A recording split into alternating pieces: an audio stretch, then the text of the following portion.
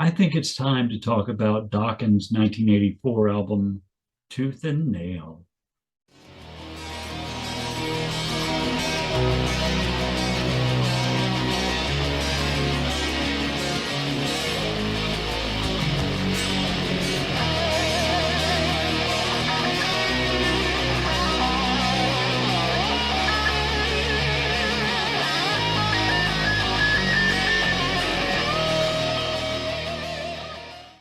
Dokken's Tooth and Nail was recorded from April through August of 1984, released on September 14th of 84 on Elektra Records. The album is credited as being produced by Tom Werman, with associate producer Roy Thomas Baker and engineered by Geoff Workman. That Geoff Workman, who also worked with Tom Werman by engineering the albums like Motley Crue's Shout at the Devil, Twisted Sister's Stay Hungry, stuff like that. Tooth and Nail was recorded at Cherokee Studios in Hollywood, California, and was mixed by Michael Wagener. The singles were Into the Fire, released in September of 84, Just Got Lucky, released in December of 84, and Alone Again, released in March of 85. After the unsuccessful release of the band's debut album, Breaking the Chains, in the US, the record label was reluctant to give Dokken the opportunity to make a follow-up.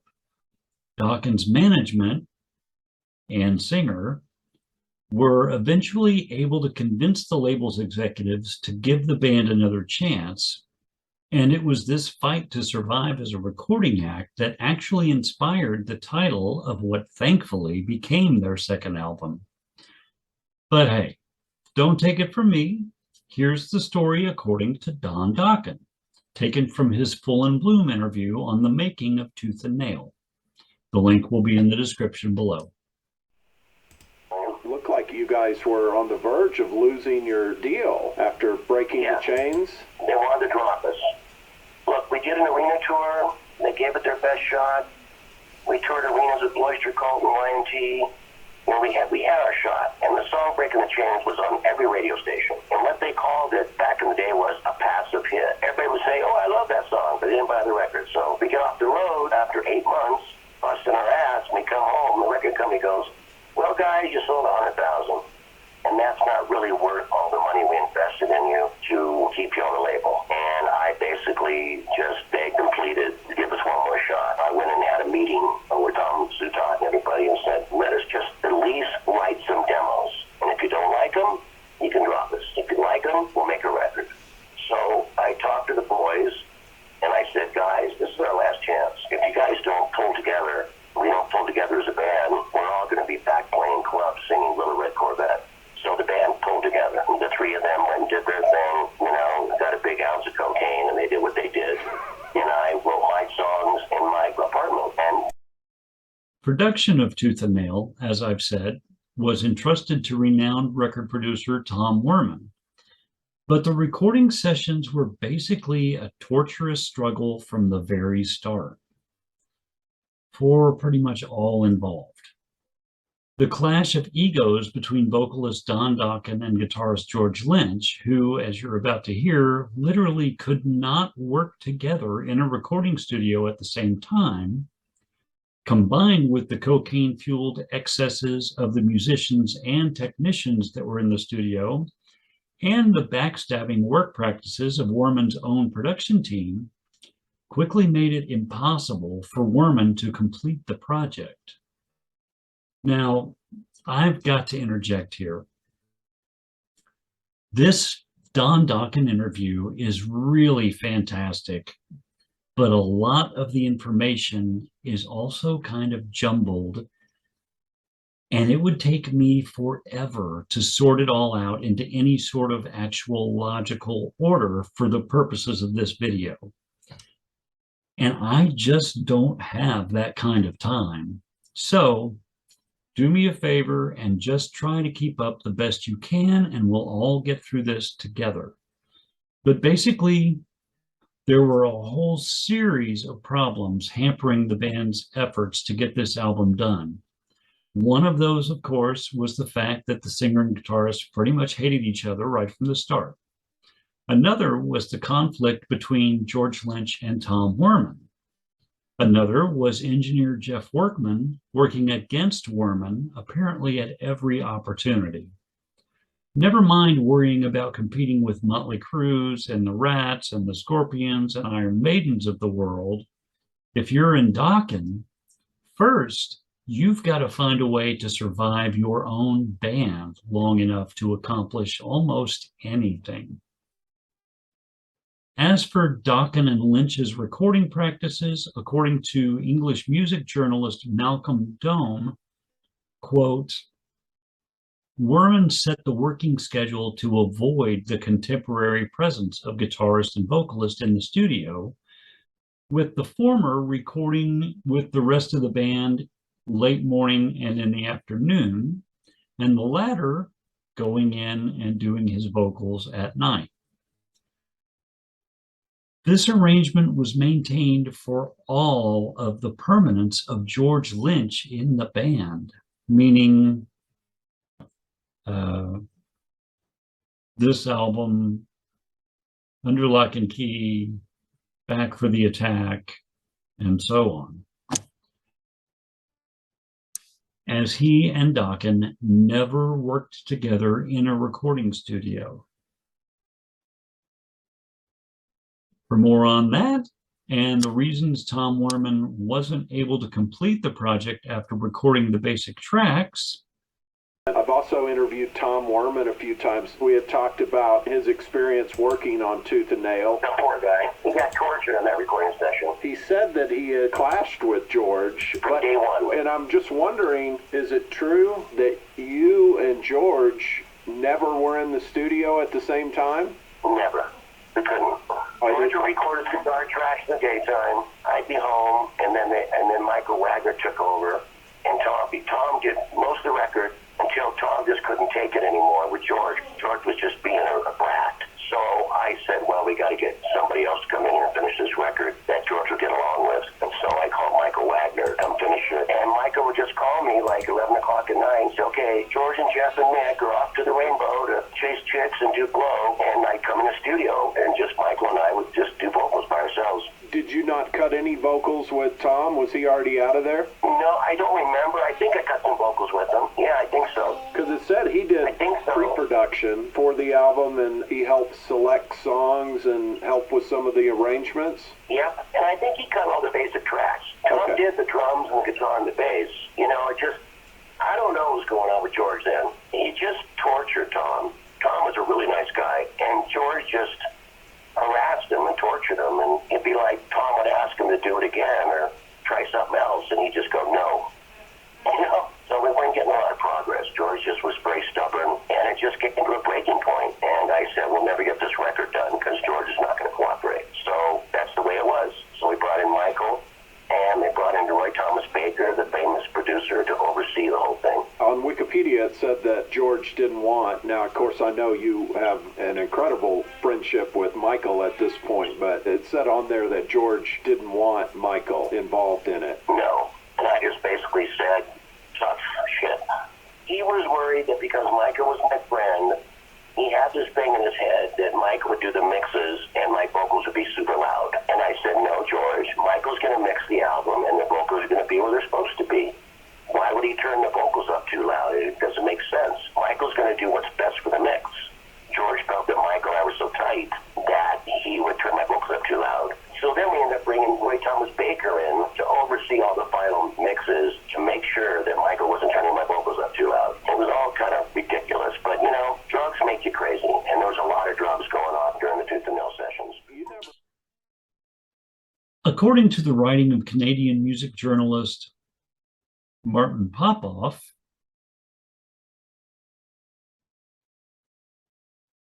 I just to be clear, I love Martin Popoff. He seems like an intelligent,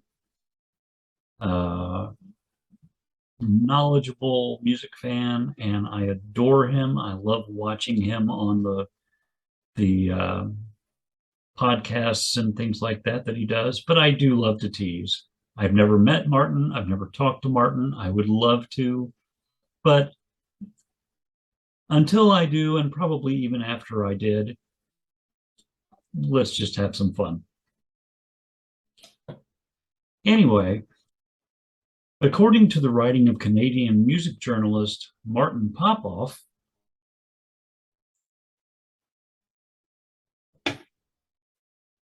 the tension between Lynch and Werman soon escalated. Quote, after a few weeks of work, the situation exploded when Lynch violently rejected Werman's advice for some of his guitar solos and refused to work again with the producer.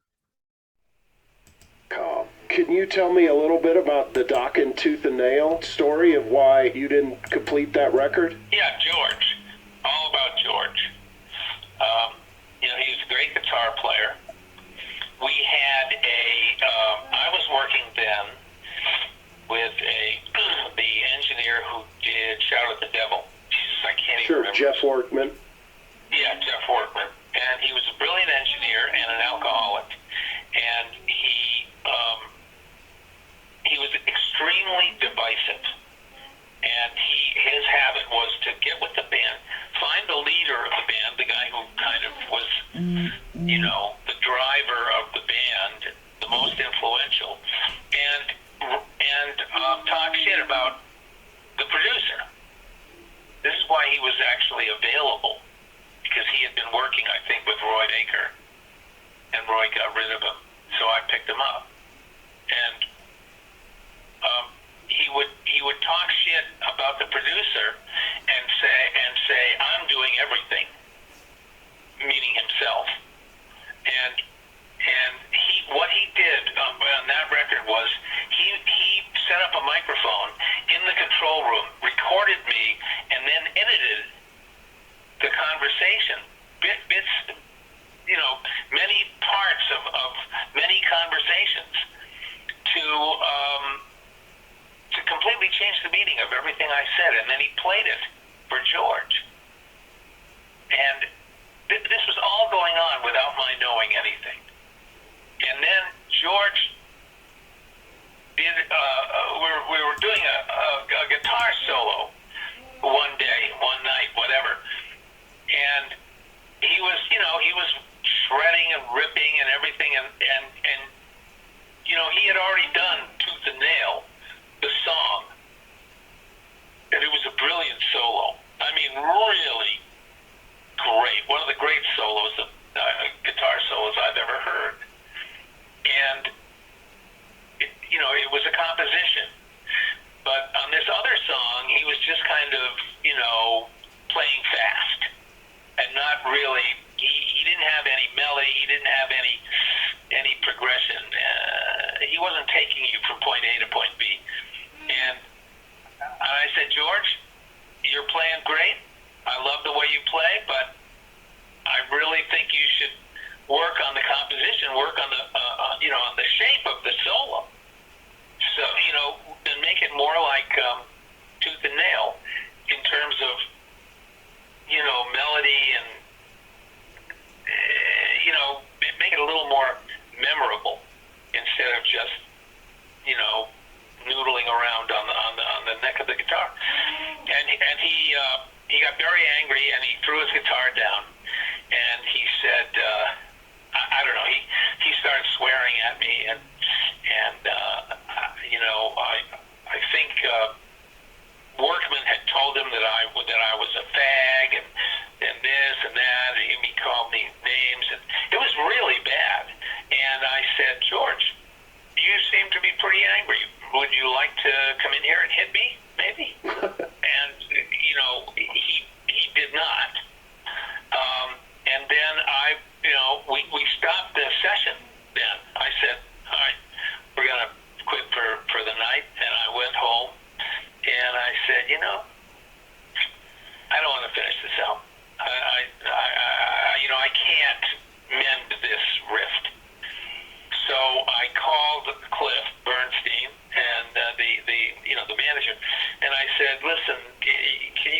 I really, we had this disturbance, and in the studio, and I like it if you got somebody else finish the album and mix it. So we made a deal. I gave a point away, and then Wagener did it. Michael Wagener. And that was it. I mean, everybody else in the band was great. George had issues. George, he was a very temperamental person. So. Yeah, I think everybody's always assumed it was Dokken with the issues. No, not at all. Don and George hated one another. Right. But Don was he was a good guy. They even hated each other back then when you were working with them? Oh yeah. Yeah, Don wanted to do, love ballads, and George wanted to shred. So how long are you on, total on that record? Are you there for a couple of months or a month, or? I don't remember, but, we were close. We were close to finishing recording. And Werman quit the job after those few weeks and just said, fuck this, I'm going to take my family on vacation. At that point, Queen producer Roy Thomas Baker and engineer Michael Wagener were brought in to complete the recordings and mix the album, which was also apparently like pulling freaking teeth because, according to pretty much everyone involved with the band or the project at that time, George Lynch was not only an absolutely incredible guitarist, but also an absolutely bloated anal cavity at every possible opportunity. I mean, I wasn't there. I don't know what happened and what didn't. But I've yet to find a single person's account who was present behind the scenes in Dokken those days who doesn't seem to completely agree that George was a distended rectum. If George wants to give me a call and go on the air with me and tell me that's not the case, I would love to hear from him. George, give me a call, buddy, or make a comment on one of these videos since you don't have my phone number, I guess. And I'm just going to go ahead and spoil it for everybody right now. Tooth and Nail is definitely my favorite Dokken album. No question about it. And it always will be. I loved the desperation you can literally hear in these recordings. I love the furious determination of the band. For the rest of Dokken's original lineup's career together, I longed to hear them get back to this kind of sound and this kind of writing, which they never did. And this album was one of the main inspirations behind my own musical dreams when I was learning how to play guitar and bass and drums and write songs. And when I was figuring out how to function with 3 or 4 other people as a part of a band, which was basically all my life was about in 1985 and 86 and 87 and 88 and 89 and through the 90s and into the early 2000s. So this album means a hell of a lot to me to this day. But hearing all of this stuff now, I'm pretty sure it's a fucking miracle that the album ever got made. For more on that, ladies and gents, here again is the Full in Bloom interview with the man, the myth, the legend, Don Dokken. What was it like working with Geoff Workman on Tooth and Nail? Geoff was great, famous engineer. But, the protocol for Geoff Workman was he would stay up all night. I'd be up all night singing, and the next day the band would be in the recording, and Geoff hadn't even left the studio. Be in there for like 20 hours. And that's easy to do when you got a big bag of cocaine and a half a gallon of Jack Daniels. How Geoff was so good as an engineer, Workman, I think he passed away about 5 years ago. And Geoff, everybody knows that. He just did a massive amount of drugs and drank a lot of Jack Daniels, so he fit perfect with the other 3 guys. And that's the way it was. But he was a great engineer, and he was patient.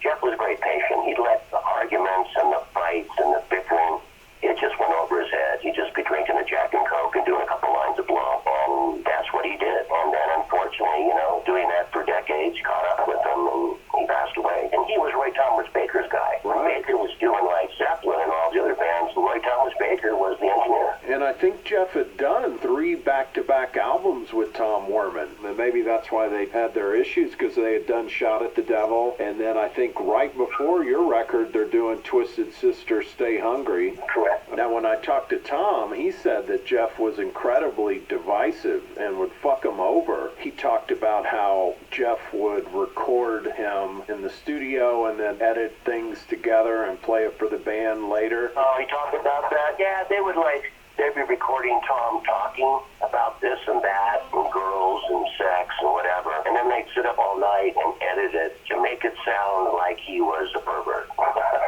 They would edit Tom talking and make it out of context, and they thought that was really funny, and I didn't think it was funny at all. Stupid, childish things like that. And I'd say, guys, you guys sat up all night for 6 hours editing Werman talking about various stuff. They kind of prompt him, and you're wasting all this valuable recording time fucking around doing things like that and wasting thousands of dollars. It was frustrating for Tom. He left the project, and I don't blame him.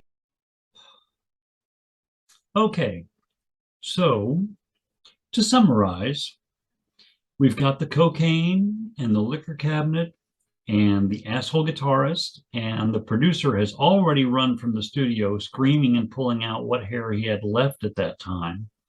And then, after composing these songs with Geoff Pilson acting as a go-between. And Geoff was kind of like the referee. Geoff would work with George and Mick. On the way home, he'd stop by my house, and he'd work with me on my songs. And he was kind of like the referee between my songwriting and their songwriting. And that's what he brought to the table, that he kind of would ride the fence between those guys and me.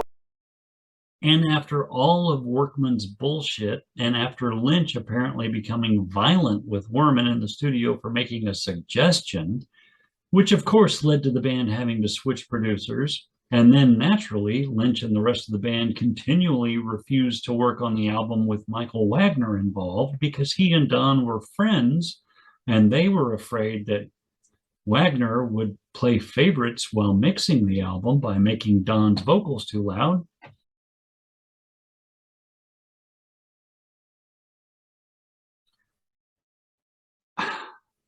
I mean, what else could these guys possibly do to fail to salvage this album and this opportunity?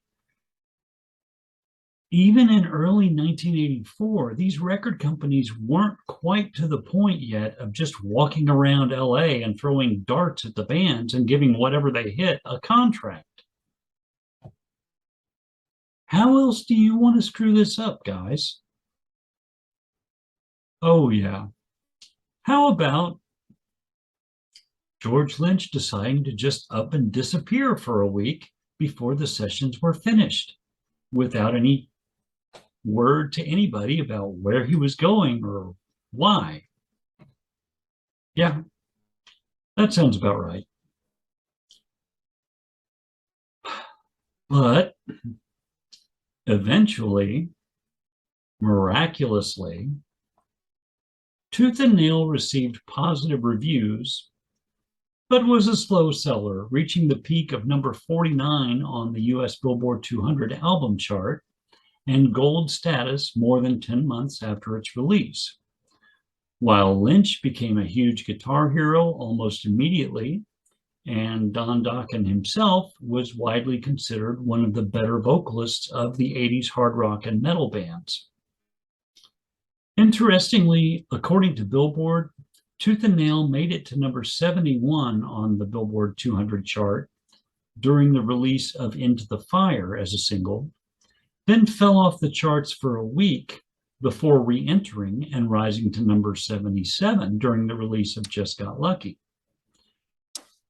And it was during the run of the third single, Alone Again, that the album, sliding down the charts after Just Got Lucky faded, reversed its course and hit its peak at number 49. The album was finally certified platinum in 1989 after both Under Lock and Key and Back for the Attack had achieved platinum status.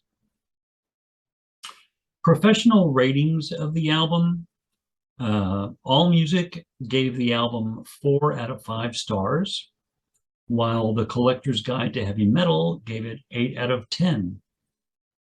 Okay, so let's get to these tracks. Track 1, Without Warning, written by Don Dokken, George Lynch, and Geoff Pilson. As you know, if you've been watching me do this for a little while, I don't give stars to intros and short instrumentals, both of which this track happens to be. However, I will tell you that I freaking love it. As guitar instrumental intros go, I would give it 5 stars if I could. If you're a hard rock or metal band in the mid-1980s, this is how you start an album. It's still impressive if played at a low volume, but man, if you can crank this up loud, please do. What a guitar sound. Track 2, Tooth and Nail.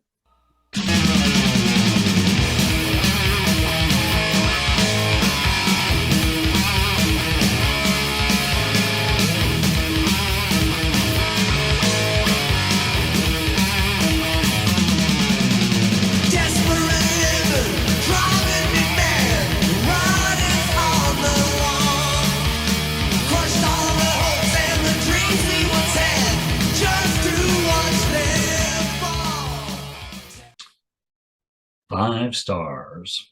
Written by Mick Brown, George Lynch, and Geoff Pilson.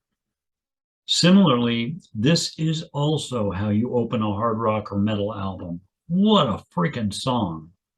If you can't hear what I was talking about here, the desperation, the aggression, the fury these guys were feeling at this point in what they hoped would be a career, then you need to go back and listen to Culture Club, I'm afraid. Tooth and Nail, the song, to me, is absolutely one of the iconic 80s hard rock or metal songs. One of the things I think about a lot when I remember the 80s is that I desperately wish there would have been a music video for this song. If I'm one of the bigwigs at Elektra Records when they get to hear these masters for the first time in 1984, I'm standing on the table in that meeting and I'm screaming at the top of my lungs, this has to be our first video for this album. Then we get around to the hits. If we really want to break this band, this is how we do it. Part of a record company's role, to me, when taking on a new band, is to assume the responsibility for setting the narrative for that band and doing it early. With Kiss, for example, no matter how sick I am of it, Rock and Roll All Night was important for Kiss because it was like their mission statement. Similarly, Tooth and Nail should have been given the chance to be Dokken's mission statement. And to make it that, in 1984, you must present it in a video. Then do Into the Fire and Just Got Lucky and Alone Again, or whatever else you decide to do. But I'm telling you, Dokken needed this song to represent them to the world, and they didn't get that chance. I think that's mostly Elektra's fault for not really knowing what they wanted Dokken to be, or what their audience really was. And no, the masses in general would not have gotten this song. It wasn't going to be on the radio. But those masses didn't really get Into the Fire or Just Got Lucky either. So take that chance and lock the metalheads in right away with the album opener, for God's sake. Once you have them hooked with this, the rest of the album just can't miss. I also think it's important to take some time to talk about George Lynch's place in the guitar pantheon at this point. Now, for anyone who isn't already aware of it, Lynch came up in the LA music scene at the same time as, and in direct competition with, Eddie Van Halen and Randy Rhoads. Lynch, in fact, was born in 1954, while Van Halen was born in 55 and Rhoads 56.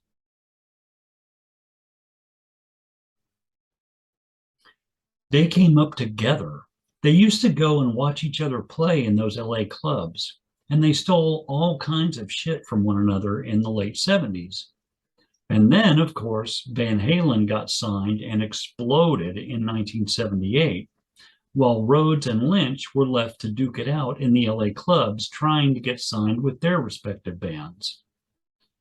Something I didn't know until a few years ago was that Lynch auditioned for the Ozzy job after Ozzy was fired from Sabbath and was beaten out by Randy Rhoads. Then auditioned again for Ozzy after Randy's death and actually had the job for a brief time before Ozzy changed his mind and went with Jakey Lee at the 11th hour. Basically, Jake walked into the room and Ozzy said, "Oh," to George, "Oh yeah, you're not needed here." George Lynch remembers his brutal Ozzy firing. That's the name of the video this clip is from. Listen to this. You auditioned for Ozzy before Randy joined the band back in the late 70s or early 80s, and you also auditioned after Randy's passing. And can you tell me a little bit about these auditions for Ozzy, and did you ever play any live shows with him, or did you just go on the road with him? Yeah, everything you said was accurate. Okay. And as far as the shows, no, I never played a show. I played sound checks. Okay. So to see kind of what I would do, I would travel with the band to kind of see how everything worked, and they would get to know me and that kind of thing. But I never went on stage during a show. But I would be in the wings at sound check, and then Brad Gillis, who was the guitar player at the time, would come over and hand me his guitar, and I'd play a song or two. And then we went into rehearsals. I rehearsed with them. I brought in the bass player, Don Costa, Yeah. who was Ozzy's bass player for a little while. Yeah. And we rehearsed in Texas for a while. The touring was Scotland and England and Ireland. And then we moved everything over to Los Angeles, and that's where I was told that they wouldn't be needing my services in the 11th hour after I'd been working with them for, a couple of months. Yeah. But, oh well. A few months ago, I got the chance to speak to Jakey Lee, and according to his story, he came in to audition for Ozzy. He kind of wasn't satisfied with that whole audition, and you were there, you met him there, and apparently when Ozzy asked him if he wants to take the gig, he said yes, and according to what Jake said, you were fired on the spot in front of Jake. Is that story true? Yes. Yes, completely true. Yeah, I was very devastated. My wife was with me. I had quit my job. We had 2 little kids. We had an apartment. We didn't really have much money, and so it was a great opportunity for me. And I was a delivery driver for a liquor company. Yeah. And I would kind of deliver booze into the not so good areas. Nobody else wanted to drive into those areas, so I took that job. And it was a good union job, and so I made enough money to support us, and I had to quit that job to go do the Ozzy thing. Yeah. And when they fired me like that, and they didn't pay me, and they didn't give me any compensation, they didn't ask me if I was okay or anything, they just didn't care. They just said, it was literally like, it took like a minute. Ozzy just said, hey, it's not going to be working out. Thanks a lot for your time, and see you later. Bye. My jaw dropped. I couldn't believe it. My just heart dropped, and I think I cried on the way home. That's yeah, it was very devastating. Yeah, but those were some really dark times. I mean, for Ozzy at least, and we know what the stuff he did and everything. So, what was it like during those couple of months there, spending time with Ozzy and Sharon? Was there anything weird that happened? Well, I remember he was bald at the time, but he kept coming to my room and asking me why I cut my hair, because I had short hair for my job. Yeah. I told him but he was bald. So I thought, well, maybe I could shave, maybe I could just go bald like you, and then we could be a couple of cue balls up there, or I could wear a wig until my hair grows out. And he had a problem with that. So that was one of the reasons I think I didn't get it, was my image. Jakey had a great image, hair down to his ass, showed up all leathered, Yeah. He looked great. He admittedly didn't play that great, but he looked fantastic. And I think Sharon was really calling the shots, and Sharon wanted somebody that looked right, and she felt that Jakey was the look they were going for, and I don't think she cared too much about the playing. Yeah. So But not that Jakey wasn't capable. Jakey's great, obviously. He just didn't have a great audition, but he played fantastic. So Ozzy was almost Lynch's gig, not once, but twice. And in fact, after Randy got the Ozzy gig, it was Lynch who took over Randy's teaching gig in LA, which Lynch has referred to as his consolation prize for not getting the Ozzy job. Now, that does make me wonder, honestly, if these kind of experiences had something to do with George's attitudes later on during this stint in Dokken. I mean, you're on this level as a player. You've already been competing with Edward and Randy throughout the late 70s, and now you look up and it's 1984. And you're still fighting and clawing to get that door open. Yeah, I can see where that might make a guy feel like it's just his turn finally, and everybody just needs to get the hell out of his way. I have never met George. I have no way of knowing how much truth there is to any of this, honestly, but the logic does seem to follow. If he had a bad attitude, he might have thought he had a few reasons. There's another video here on YouTube that you can watch about the competition between the three of them, Van Halen, Rhodes, and Lynch, which is called The Boys of 1979.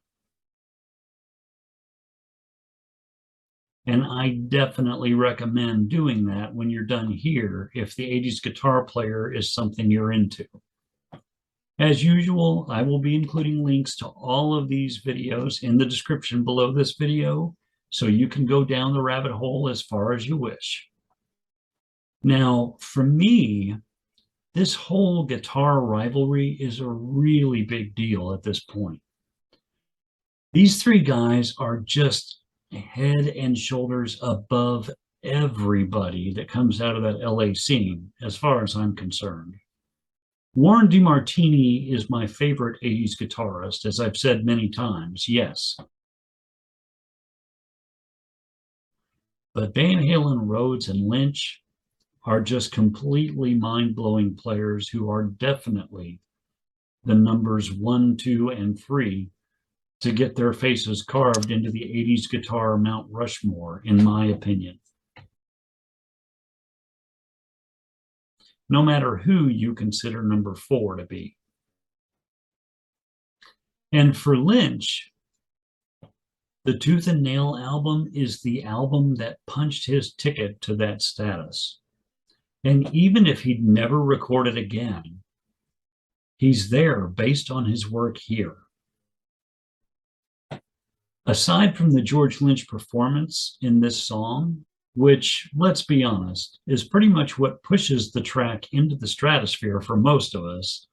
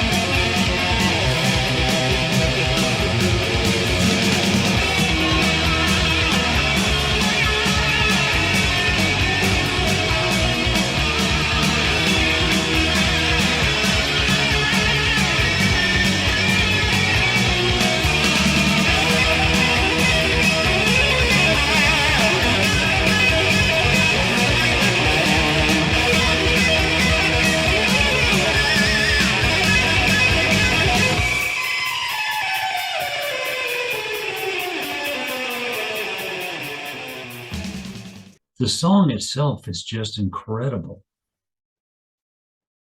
Track 3, Just Got Lucky.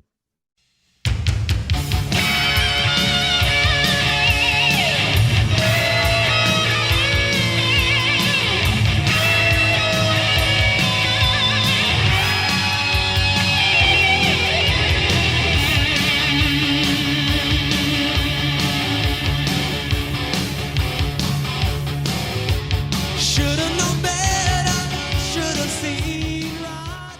5 stars. Written by Lynch and Pilson.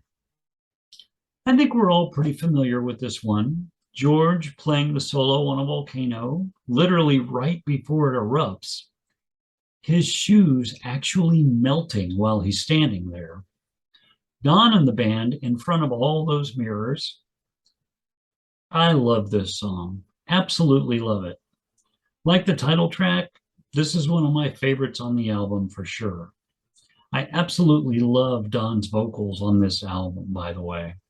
I also love this mix. What a great sounding album this is. I've said this about a few other songs throughout the reviews I've done on this channel, and it's true again. I simply never seem to feel like I've heard this song enough times, even after 38 years. Track 4, Heartless Heart.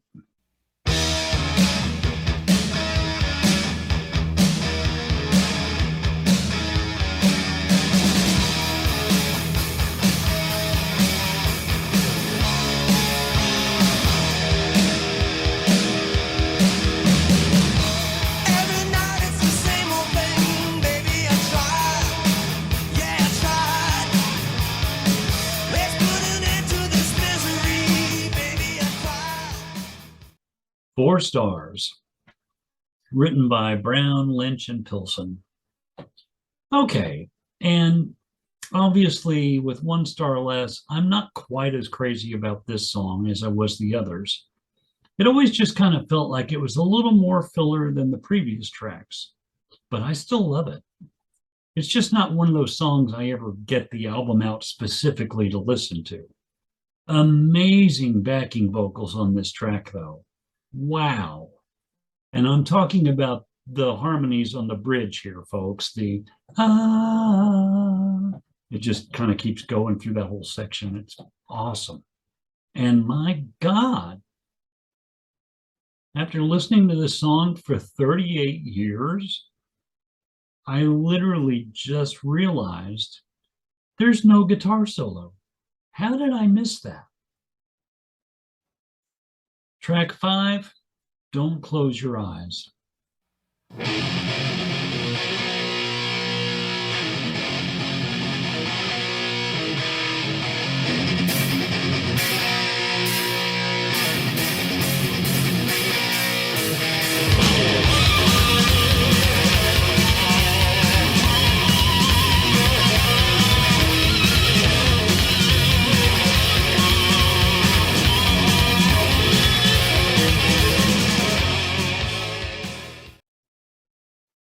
Four stars again.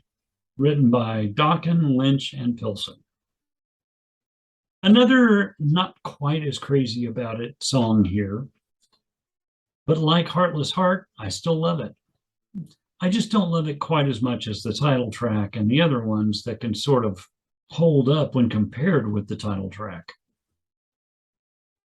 I do like the heaviness of this track a lot, though. I like its darkness and its aggressiveness a lot. Don said they wrote about 25 tracks for this album before whittling those down to the best 10 with Tom Werman's help. I'd be interested in what the other 15 songs sounded like compared to these. Track 6, When Heaven Comes Down.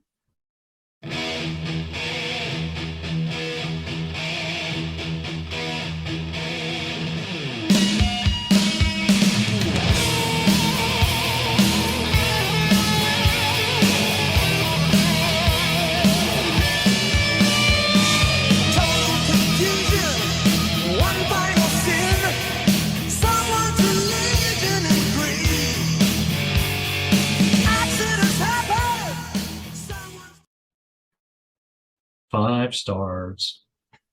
Written by Brown, Lynch, and Pilson. Heaviest track on the album, I think. Absolutely love it. Fantastic guitars on this track, obviously. Pretty amazing vocals, too. This is tons of fun to play on the guitar. I wish Dokken had done more of these kind of songs on the next few albums. I'm not sure why they didn't. I can't recall ever talking to a Dokken fan who doesn't love this song. Track 7, Into the Fire.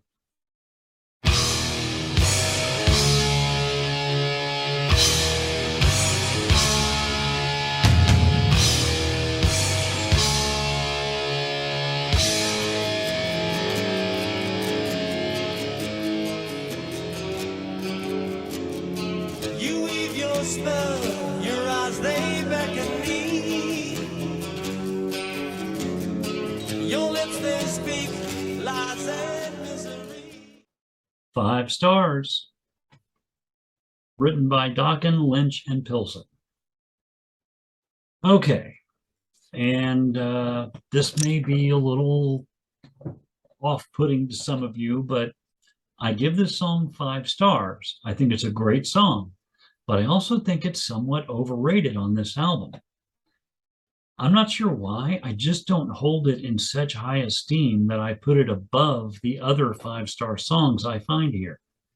Apparently, everyone else does, though. This is an incredible guitar solo, obviously.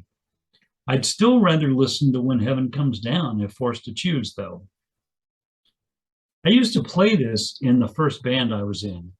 People seem to talk about this song like it's Dokken's Crazy Train or something. It just never quite grabbed me like that. But 5 stars, I love it. Track 8, Bullets to Spare.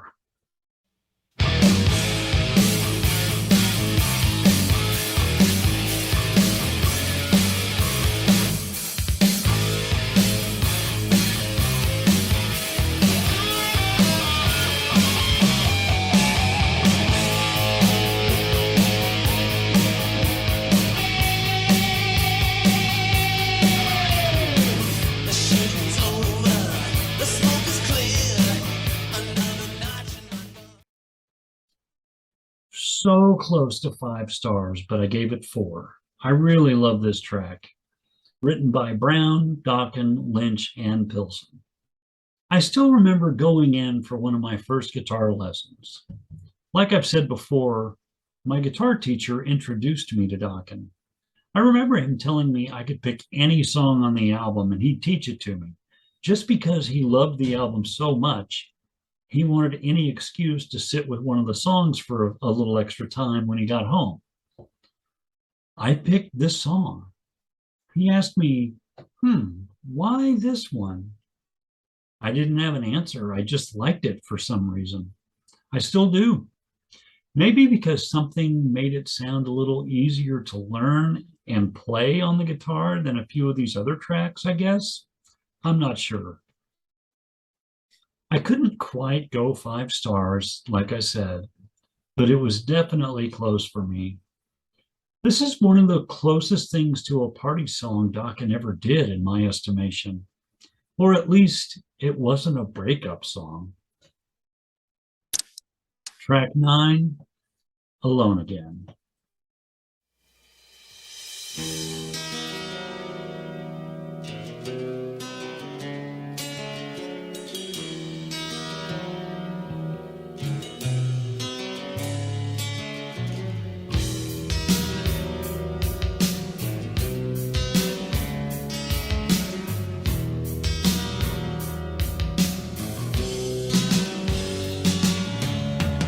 I'd love to see you in the morning light.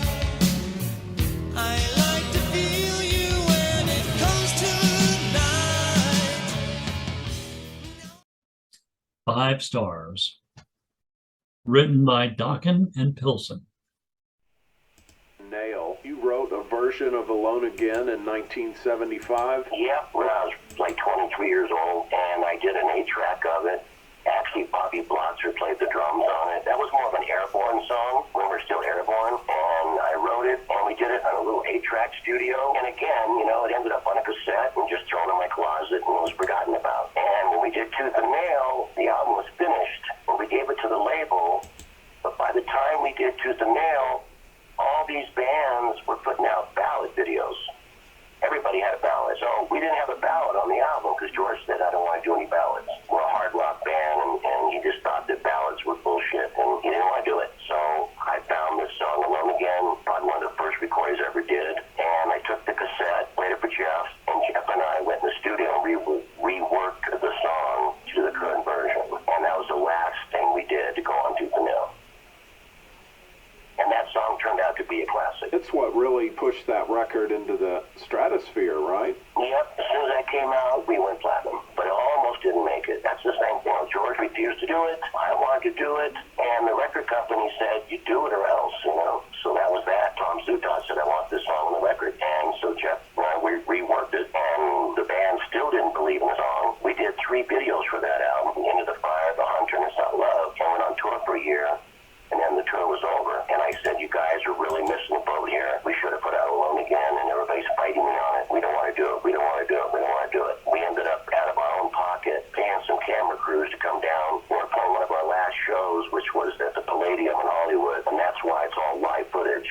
So we just had a bunch of camera guys come in and shoot the show and edit it together, and we put out Alone Again, and it took off. I'm just curious, when you write, do you typically come up with like a guitar part first and then do a melody? I know you said that sometimes you get ideas of melodies, but a song like Alone Again, how did you come up with that? Just had a guitar riff, you know, it was arpeggiated, the Lentro, and I started scribbling down lyrics, but I really can't dig my memory banks that deep. But most of the songs I wrote, I would just be playing my guitar in my living room and just jamming, you know, and playing riffs, and then something would spark me spiritually, and all of a sudden I start hearing a melody, and then I'd stop, and then I start writing lyrics, and I go on to the next section, and that was my writing technique.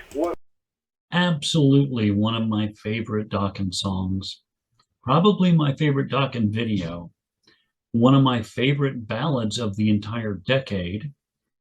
One of my favorite songs to play on the guitar.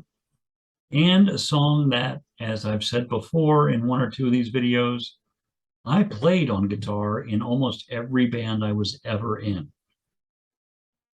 I'll admit, whenever I hear most of the 80s hard rock bands' power ballads come on, I'm like, oh, their power ballad. Somebody wake me up when it's over. A handful of them make me want to puke. This isn't one of those, though it may have been the inspiration behind many of those. I think this song is just incredible, and so is its guitar solo.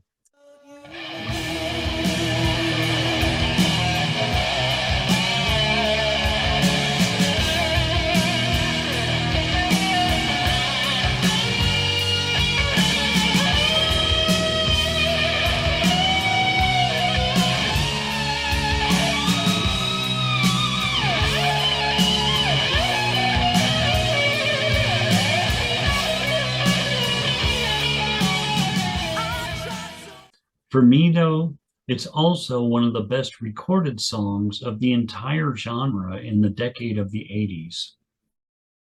How can I possibly have made it through 38 years of listening to this song without ever getting sick of hearing it for a single second? I have no idea, but it's true. Amazing, just amazing. Again, Lynch finds a way to make the solo sound totally desperate and tortured, just like the vocal. It's really a shame these guys couldn't grow up and get along. This band had the potential to do some pretty unbelievable things, and they just never gave themselves the chance. Track 10, Turn on the Action.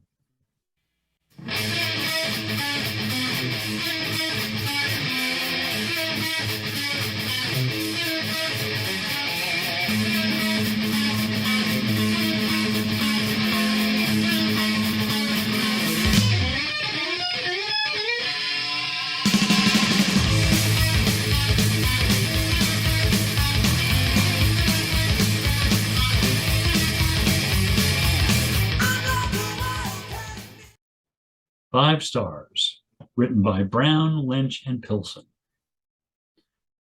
Okay, that's one of the most incredibly cool guitar riffs I've ever heard in my life. And that's one of the best songs on the album, too. I know they had stuff like Till the Living End on Under Lock and Key, but I really think we needed more of this type of song in the Dokken catalog going forward from here. Unfortunately, we didn't really get that. That solo. So well played, so emotional, so tasteful. That's the thing about George's playing on these albums. Every note he plays is just so focused and intense. There are plenty of guitarists from the 80s who can play as fast as Lynch, but almost none who can compete with his aggression on that fretboard. The guy is just a monster. Okay, so what's the bottom line? Tooth and Nail is one of my favorite albums of the 80s hard rock and metal scene, period. And it always has been. I absolutely cannot live without this album in my collection. One of the first videos I did on the channel was my top 21 hard rock metal albums of the 1980s. And this album made that list. Someday in the near future, I'm going to have to update that list with my top 10 hard rock and metal albums of the 1980s. And this album is definitely going to be on that list. On a bit of a side note, which I have mentioned before, I like this cover, but I love this cover. What the fuck, Elektra? You put this cover on the cassettes, then put this one on the vinyl and CD release. Can somebody explain that to me? I mean, this is cool, I guess, but at least to me, this looks way darker and meaner and cooler. I would just kill to have a copy of Tooth and Nail on vinyl with this as the cover.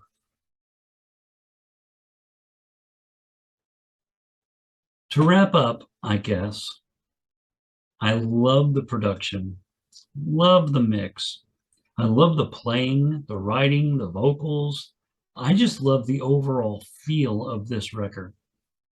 Dokken kind of hung their collective hats in the 1980s on the heavy guitars, the incredible vocal harmonies, and the melody in these songs. Breaking the Chains was the first Dokken album, but this album is where the formula came from. The album got 42 total stars for the tracks, divided by 9 tracks because I don't count intros, which equals 4.67 total stars for the album. And that's Tooth and Nail, ladies and gentlemen. Let me know down in the comments how you feel about the Tooth and Nail album. I'll see you next video, but I don't know what it's going to be yet. Out.